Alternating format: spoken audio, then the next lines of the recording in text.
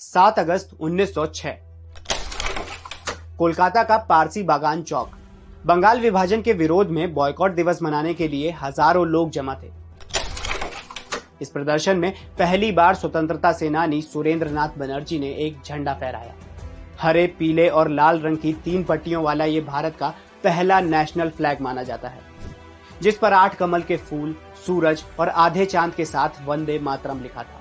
इस ऐतिहासिक घटना को 116 साल हो चुके हैं और अब तक हमारे नेशनल फ्लैग के डिजाइन में कई बार बदलाव हुए।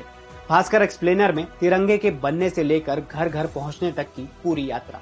शुरुआत भारत के बाहर फहराए गए झंडों से। 22 अगस्त 1907 मैडम कामा और उनके साथियों ने जर्मनी में भारत का झंडा फहराया था।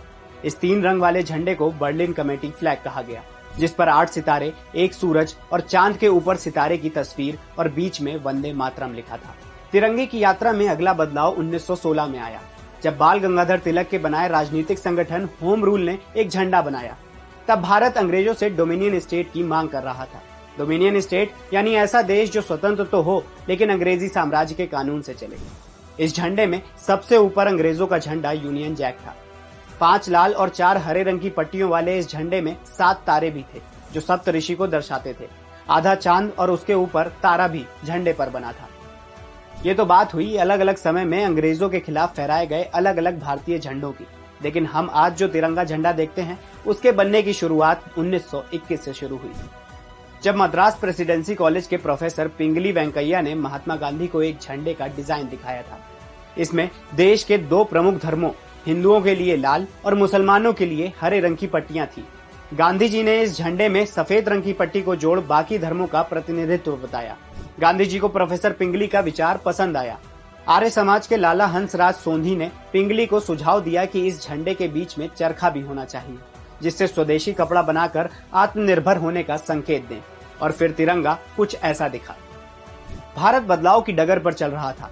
झंडे को लेकर भी ऐसा ही बदलाव आया 1931 में, जब राष्ट्रीय कांग्रेस पार्टी ने पहली बार आधिकारिक तौर पर एक झंडा अपनाया। केसरिया, सफेद और हरे रंग की पट्टी वाले इस झंडे में एक छोटे आकार का पूरा चरखा भी था, जो राष्ट्र प्रगति का प्रतीक बना।